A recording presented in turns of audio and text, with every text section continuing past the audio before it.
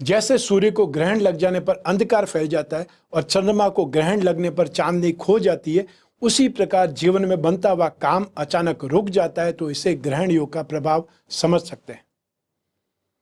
हम में से बहुत से लोगों ने महसूस किया होगा कि उनका कोई महत्वपूर्ण काम जब पूरा होने वाला होता है तो बीच में कोई बाधा आ जाती है और वो काम बनते बनते रह जाता है।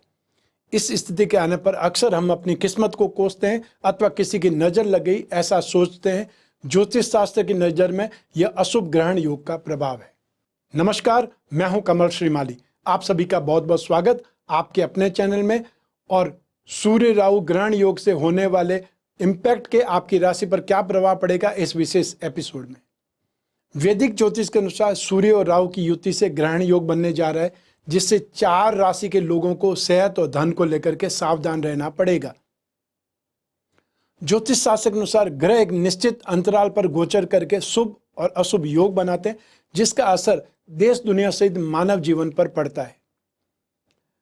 मेष राशि में उच्च राशि के होते हैं सूर्य और बहुत बलवान होकर के हमेशा शुभ परिणाम देते हैं, लेकिन 14 अप्रैल 2023 को सूर्य की मेष राशि में प्रवेश होने से राहु के साथ में युति से ग्रहण योग का निर्माण हुआ है। ज्योतिष में ग्रहण दोष को बहुत ही अशुभ माना जाता है। ग्रहण दोष का अर्थ है जब राहु सूर्य को ग्रसित कर देते हैं, इससे सूर्यदेव अपनी शुभता खोल देते हैं। साथ ही शनि की तीसरी दृष्टि भी सूर्यदेव पर पड़ेगी, इसलिए इस योग का अशुभ प्रभाव 1 महीने तक पड़ेगा। अर्थात आपको 14 अप्रैल से लगा करके 14 मई तक इस प्रभाव को देखना पड़ेगा। विशेष सावधानी बरतनी पड़ेगी। गोचर कुंडली में या जन्म कुंडली में ग्रह दोष के कारण अप्रत्याशित समस्याओं का सामना करना पड़ सकता है। और यदि जन्म कुंडली में सूर्य फर्स्ट हाउस के स्वामी अर्थात सिंह लगन या राशि के स्वामी है, वह व्यक्ति ग्रहण योग में अपने सामान्य स्वास्थ्य और जीवन जीने की समस्याओं का अनुभव करेगा। इसी तरह यदि किसी व्यक्ति का कुंभ लग्न है या कुंभ राशि है तो उन्हें वैवाहिक रिश्ते में समस्याओं का अनुभव हो सकता है। तो आइए अब जानते हैं वह कौन सी राशियां हैं जिनकी ग्रहण योग के कारण मुश्किलें बढ़ने वाली है, नुकसान होने वाला है। तो आरंभ कर रहा हूं मेष राशि से। मेष राशि में राहु और सूर्य की सबसे ज्यादा अशुभ स्थिति साबित हो सकती है। मेष राशि के स्वामी मंगल और राहु के बीच आपस में शत्रुता है, इसलिए 15 मई तक शारीरिक कष्ट रहेगा। इस अवधि में हार्ट प्रॉब्लम हो सकती है, या जो लोग पहले से ही हार्ट प्रॉब्लम के मरीज हैं उनको बहुत ज़्यादा सावधानी बरतनी पड़ेगी। शनि की तीसरी दृष्टि के कारण जीवन साथी के साथ मतभेद संभव है, बदनामी का सामना करना पड़ सकता है, इसलिए सावधान रहिएगा। अब बात करते हैं वृषभ राशि की। आपकी राशि से द्वादश भाव में एक्सपेंसेस भाव में सूर्य राहु ग्रहण योग बना है। इससे मानसिक तनाव और पारिवारिक कष्ट मिल सकता है। एक्सपेंसेस में खर्चों में वृद्धि हो सकती है। कोई झूठे आरोप भी आप पर लगा सकता है और बेवजह की यात्राएं होंगी। माताजी से रिश्ते खराब हो सकते हैं। स्वास्थ्य भी परेशान करेगा। कोई वाहन या प्रॉपर्टी से संबंधित डील पोस्टपोन करनी चाहिए, अन्यथा नुकसान हो सकता है। आइए अब बात करें मिथुन राशि की। आपके लिए सूर्य राहु की युति लाभ भाव में 11th हाउस में होने जा रही है। इसका लाभकारी प्रभाव देखने को मिलेगा। इस समय राजनीति में अच्छी सफलता प्राप्त हो सकती है। तो उच्च के सूर्य के कारण सरकारी काम से जुड़े लोगों को भी लाभ होगा। इस समय शेयर मार्केट में अपनी बुद्धि से अच्छा प्रॉफिट कमाने में सफल हो सकते हैं। तो इसके लिए आपको ध्यान से योजना बनानी पड़ेगी और परिवार के साथ में यात्रा का योग भी संभव है। आइए अब बात करें कर्क राशि की। आपके लिए सूर्य राहु की युति 10th भाव अर्थात कर्म भाव में होने जा रही है। तो ये कर्म भाव में बन रही है युति आपको तो हायर पोस्ट दिलवा सकती है। कोई काम के सिलसिले में आप यात्रा भी करेंगे और घर में मांगलिक कार्यक्रम भी बन सकते हैं या कोई आयोजन हो सकते हैं। जो हायर अथॉरिटीज आपसे बहुत खुश रहेगी और इस समय फ्रेंड के साथ में बाहर घूमने का प्रोग्राम बन सकता है। यात्रा में पेट से संबंधित परेशानियां आपको आ सकती है। वहीं आपको शनि की ढैया भी चल रही है, इसलिए गुप्त शत्रु और विरोधियों का सामना करना पड़ सकता है। उपाय के तौर पर आपको हर शनिवार शनि मंदिर में जाकर के शनि भगवान की प्रतिमा के नीचे सरसों के तेल का दीपक जलाना चाहिए और शनि चालीसा का वहां बैठ करके पाठ करना चाहिए। आइए अब बात करें सिंह राशि की। आपके लिए सूर्य राहु की युति अर्थात ग्रहण योग भाग्य भाव में होने जा रहा है। आपको ग्रहण दोष के अशुभ प्रभाव झेलने पड़ सकते हैं और इस समय अपने पिता से वैचारिक मतभेद उत्पन्न हो सकते हैं या पिता को हार्ट से संबंधित कोई समस्या उत्पन्न हो सकती है। अपनी खुद की सेहत का भी आपको बहुत ध्यान रखना होगा। हालांकि भाग्य और धन संपत्ति के लिए समय या ये योग अनुकूल है, लेकिन कोई डील रुक सकती है और वाहन चलाते समय बहुत ज्यादा सेफ रहने की आवश्यकता होगी। तो अब बारी है कन्या राशि की। आपकी राशि के अष्टम भाव में मारक भाव में ग्रहण योग बन रहा है। यह योग शुभ नहीं है। फिजूल के खर्चे बढ़ जाएंगे। कोई दुर्घटना की, एक्सीडेंट की संभावनाएं बन सकती है और या फिर घर में बीमारियां दस्तक दे सकती है। जीवन साथी के साथ में कुछ मतभेद उत्पन्न हो सकते हैं, इसलिए लगातार बहसबाजी से बचना है। और इस समय काल में अर्थात इस एक माह में आप किसी को पैसा उधार देंगे वो अटक सकता है। अपनी वाणी और व्यवहार पर संयम रखने से झगड़ा विवाद आप साइड में कर सकते हैं या झगड़ा विवाद को टाल सकते हैं। ऑफिस में रिश्ते खराब हो सकते हैं, इसलिए वहां पर भी संयम रखना पड़ेगा। तो आइए अब बात करें तुला राशि की। सूर्य राहु की युति आपकी राशि से 7th हाउस में दाम्पत्य सुख भाव में हो रही है। यह युति पारिवारिक तनाव को जन्म देने वाली हो सकती है। इस समय जीवन साथी की भावनाओं की कदर करनी पड़ेगी। आप अपने टारगेट पर ध्यान केंद्रित करें और आलस्य को त्याग दें। सरकार से जुड़ करके आप कोई अच्छा काम शुरू कर सकते हैं या सरकारी योजना का फायदा उठा सकते हैं। और इस समय किसी फ्रेंड के साथ में कोई काम शुरू करना चाह रहे हैं तो उसे पोस्टपोन करना चाहिए, टाल देना चाहिए, वो आपके लिए ही शुभ रहेगा। वृश्चिक राशि की बात करते हैं। आपकी वृश्चिक राशि के रोग भाव में 6th हाउस में ग्रहण योग बन रहा है।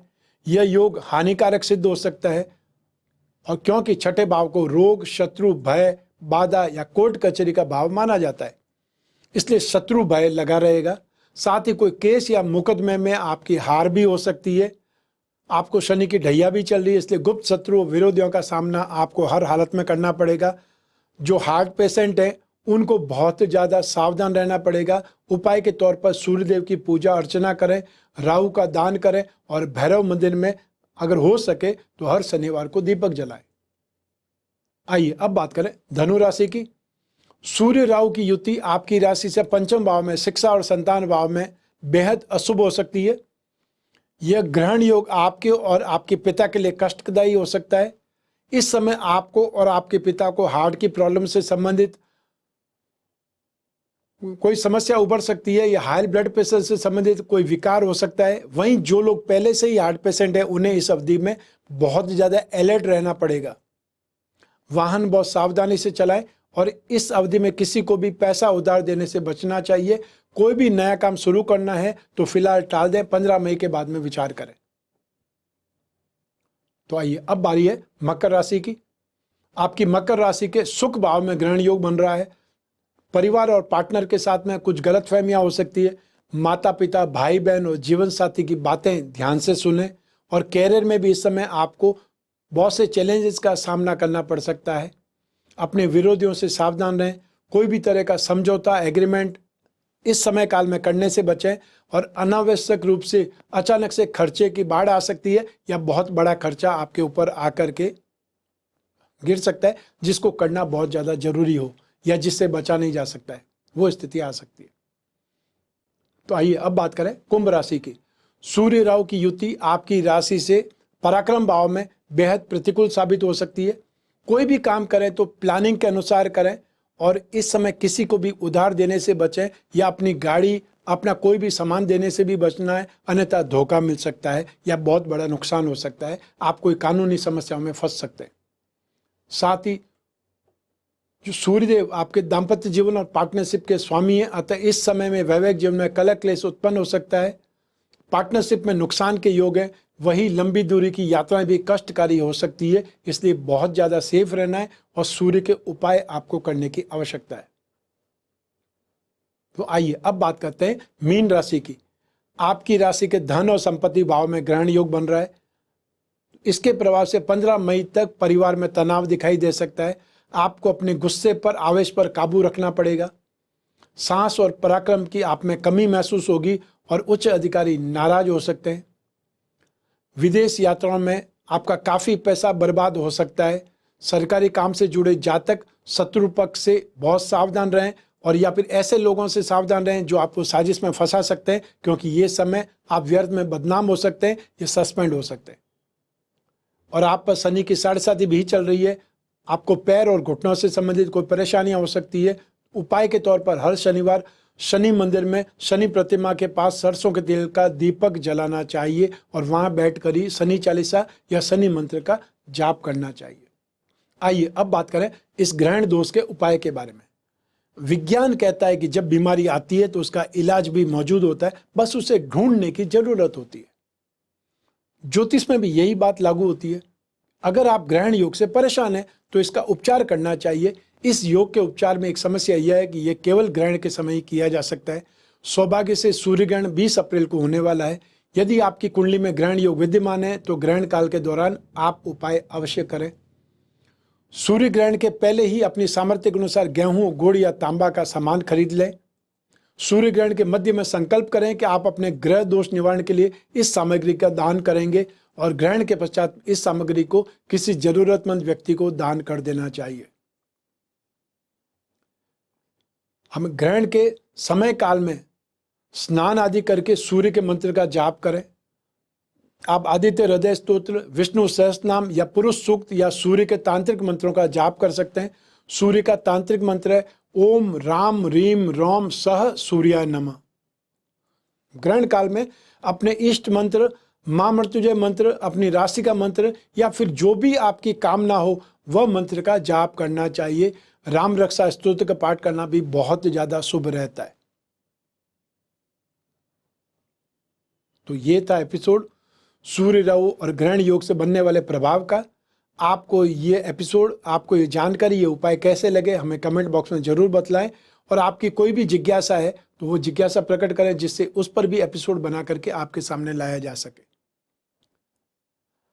मैं कामना करता हूं कि आप स्वस्थ रहें, प्रसन्न रहें, सुरक्षित रहें। अपना और अपने परिवार का बहुत बहुत ख्याल रखें, विशेषकर अपने घर के छोटे बच्चों का और घर के बुजुर्गों का। आप सभी को मेरा नमस्कार, बहुत बहुत शुभकामनाएं। ईश्वर आपकी रक्षा करे। बहुत बहुत धन्यवाद।